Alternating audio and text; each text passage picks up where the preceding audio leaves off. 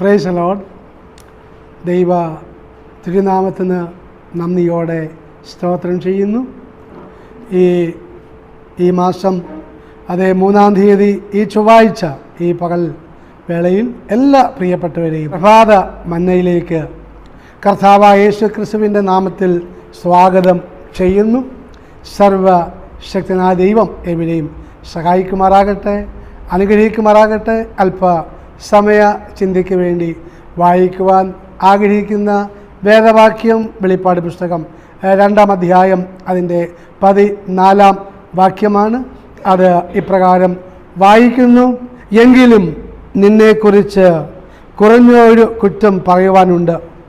Israel മക്കൾ വിഗ്രഹാർപ്പിതം തിന്നേണ്ടതിനും ദുർനടപ്പ് ആചരിക്കേണ്ടതിനും അവരുടെ മുമ്പിൽ ഇടർച്ച വെപ്പാൻ ബാലാക്കിന് ഉപദേശിച്ചു കൊടുത്ത ബിലയാമിൻ്റെ ഉപദേശം പിടിച്ചിരിക്കുന്നവർ അവിടെ നിനക്ക് ഉണ്ട്. ഇതിൻ്റെ തലക്കെട്ടായിട്ട് ഇട്ടിരിക്കുന്നത് മാരകമായ കൂട്ടുകെട്ട്. മാരകമായ കൂട്ടുകെട്ട്.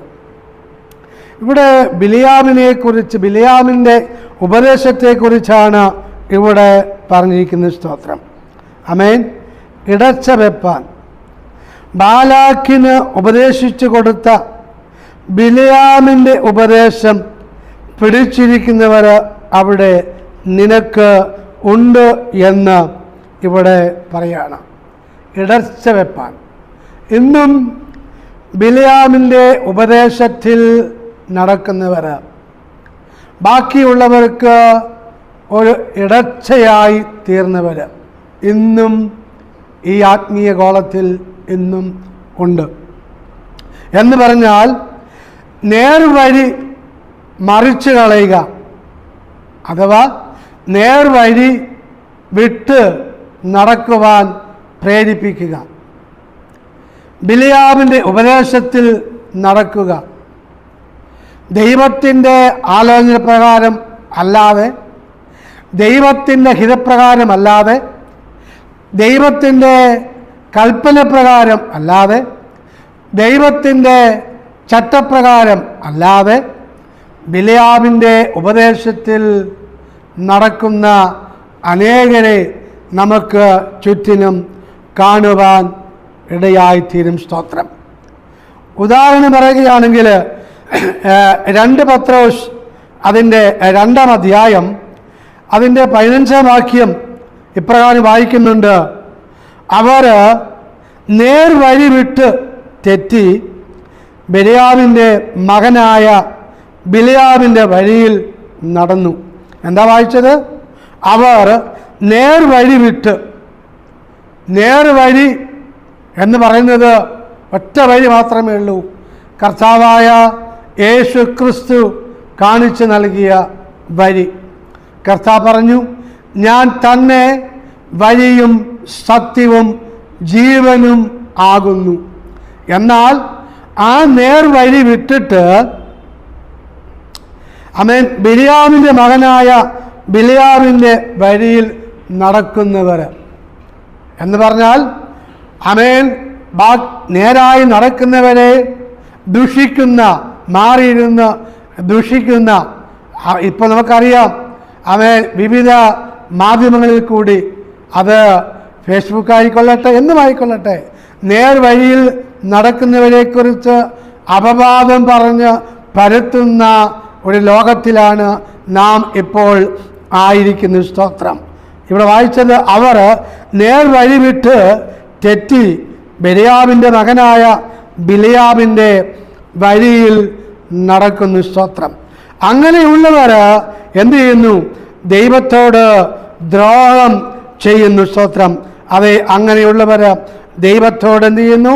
ദൈവത്തോട് ദ്രോഹം ചെയ്യുന്നു. സംഖ്യാപുസ്തകം 31-ാം അധ്യായം അതിൻ്റെ 16-ാം വാക്യം ഇപ്രകാരം വായിക്കുന്നുണ്ട്: ഇവരത്രേ പെയോരിൻ്റെ സംഗതിയിൽ ബിലയാമിൻ്റെ ഉപദേശത്താൽ ഇസ്രായേൽ മക്കൾ യഹോവയോട് ദ്രോഹം ചെയ്യുവാനും യഹോവയുടെ സഭയിൽ ബാധ ഉണ്ടാവാനും ഹേതുവായത്. സ്തോത്രം. ദൈവത്തിൻ്റെ സഭയിൽ സ്തോത്രം ദ്രോഹം ചെയ്യുന്നവർ സ്തോത്രം അത് ഹേതുവായിട്ട് എന്ത് സംഭവിക്കുന്നു? ദൈവത്തിൻ്റെ ബാധ അവിടെ അയക്കുവാൻ ഇടയാകുന്നു. സ്തോത്രം.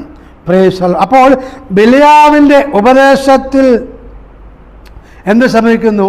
ഇസ്രായേൽ മക്കൾ യഹോവയോട് ദ്രോഹം ചെയ്യുന്നു. സ്തോത്രം. അപ്രകാരം ഇസ്രായേൽ മക്കൾ യഹോവയോട് ദ്രോഹം ചെയ്യുമ്പോൾ എന്ത് സംഭവിക്കുന്നു? സഭയിലേക്ക് സ്തോത്രം ബാധ ഉണ്ടാകുവാൻ ഇടയാകുന്നു. സ്തോത്രം. ആര് മുഖാന്തരമാണ്? ബിലിയാമിൻ്റെ ഉപദേശക്കാർ മുഖാന്തരം. യൂദായുടെ ലേഖനം 1-ാം അധ്യായം അതിൻ്റെ 11-ാം വാക്യം ഇപ്രകാരം വായിക്കുന്നുണ്ട്: അവർക്ക് അയ്യോ കഷ്ടം. അങ്ങനെ ഉപദേശിക്കുന്നവർക്ക്, നേർവഴി വിട്ട് നേർവഴിയിൽ നടക്കുന്നവരെയും സ്തോത്രം ദുരുപദേശത്തിലേക്ക് കൊണ്ടുപോകുന്ന അവർക്ക് എന്ത് ചെയ്യും? അവർക്ക് അയ്യോ കഷ്ടം. അവർ കയ്യിൻ്റെ വഴിയിൽ നടക്കുകയും കൂലി കൊതിച്ച് ബിലിയാമിൻ്റെ വഞ്ചനയിൽ തങ്ങളെ തന്നെ ഏൽപ്പിക്കുകയും കോരഹിൻ്റെ മത്സരത്തിൽ നശിച്ചു പോവുകയും ചെയ്യുന്നു. ഇങ്ങനെയുള്ളവർ എന്താണ് ഇപ്രകാരം നടക്കുന്നത്? അതായത് കൂലി കൊതിച്ചിട്ട് സ്തോത്രം ദൈവഹിതമല്ലാത്ത വഴിയിൽ നടന്നിട്ട് കൂലി കൊതിച്ച് അനേകരെ എന്ത് ചെയ്യുന്നു? നേർവഴി വിട്ട് നടക്കുന്നു. ദ്രവ്യാഗ്രഹം സകലവിധ ദോഷങ്ങൾക്കും മൂല കാരണം ആയിത്തീരുന്നു. സ്തോത്രം. അങ്ങനെയുള്ളവർക്ക് അയ്യോ കഷ്ടം. അവർ കയ്യിൻ്റെ വഴിയിൽ നടക്കുകയും കൂലി കൊതിച്ച് ബിലിയാമിൻ്റെ വഞ്ചനയിൽ തങ്ങളെ തന്നെ ഏൽപ്പിക്കുകയും കോരഹിൻ്റെ മത്സരത്തിൽ നശിച്ച് പോകുകയും ചെയ്യുന്നു. കോരഹിൻ്റെ മത്സരത്തിൽ നശിച്ച് പോകുകയും ചെയ്യുന്നു. സ്തോത്രം. അങ്ങനെ ഉള്ളവർ അവർ എന്ത് ചെയ്യുന്നു? വചനം അനുസരിക്കായകയാൽ ഇടറിപ്പോകുന്നു. അതിനായിട്ട് അവരെ ദൈവം വെച്ചും ഇരിക്കുന്നു. സ്തോത്രം. വെളിപ്പാട് പുസ്തകം 21-ാം അധ്യായം 8-ാം വാക്യത്തിൽ ഇപ്രകാരം വായിക്കുന്നുണ്ട്: എന്നാൽ ഭീരുക്കൾ, അവിശ്വാസികൾ, അറയ്ക്കപ്പെട്ടവർ, കുലപാതകന്മാർ, ദുർനടപ്പുകാർ, ക്ഷുദ്രക്കാർ, ബിംബ ആരാധികൾ എന്നിവർക്കും ഭോഷ്കു പറയുന്ന ഏവർക്കും ഉള്ള ഓഹരി തീയും ഗന്ധവും കത്തുന്ന പൊയ്കയിലത്രേ അത് രണ്ടാമത്തെ മരണം. ദൈവ വഴിയിൽ നടക്കാതെ ബിലിയാമിൻ്റെ വഴിയിൽ നടക്കുന്നവർക്ക് തീയും ഗന്ധവും കത്തുന്ന പൊയ്കയിലത്രേ അവസാനം. സ്തോത്രം. ബിലിയാമിൻ്റെ അവസാനം, ബിലിയാമിൻ്റെ മക്കൾക്കും വന്ന അവസാനം സംഖ്യാപുസ്തകം 31-ന്റെ 8-ാം വാക്യത്തിൽ നമ്മൾ വായിക്കുന്നുണ്ട്. അത് ഇപ്രകാരം വായിക്കുന്നു: നിഹതന്മാരുടെ കൂട്ടത്തിൽ അവർ മിദ്യാന്യ രാജാക്കന്മാരായ ഏവി, രേക്കേം, സൂർ, ഹൂർ, രേബ എന്നീ 5 രാജാക്കന്മാരെയും കൊന്നു. ബിലിയാമിൻ്റെ മകനായ ബിലിയാമിനെയും അവർ വാൾ കൊണ്ട് കൊന്നു. അവസാനം ഇതായിരിക്കും നേർവഴി വിട്ട് നടക്കുന്നവരുടെ അവസാനം. അതുകൊണ്ട് ഇന്ന് ഈ പ്രഭാതത്തിൽ ഞങ്ങളെ കേൾക്കുന്ന പ്രിയപ്പെട്ടവരെ, നേർവഴി ഒന്ന് മാത്രമേ ഉള്ളൂ. കർത്താവായ യേശു ക്രിസ്തു കാണിച്ച് നൽകിയ ആ വഴിയിൽ കൂടി നടക്കുകയാണെങ്കിൽ ദൈവ ഉപദേശങ്ങൾ, ദൈവത്തിൻ്റെ ചട്ടങ്ങൾ, ദൈവത്തിൻ്റെ പ്രമാണങ്ങൾ, ദൈവത്തിൻ്റെ കൽപ്പനകൾ അനുസരിച്ച് നാം നടക്കുകയാണെങ്കിൽ അവസാനം നിത്യ ജീവൻ പ്രാപിക്കുവാൻ ഇടയായിത്തീരും. അതിനായിട്ട് സർവശക്തനായ ദൈവം നമ്മെ സഹായിക്കുമാറാകട്ടെ, അനുഗ്രഹിക്കുമാറാകട്ടെ. നമുക്ക് ഒരു നിമിഷം പ്രാർത്ഥിക്കാം.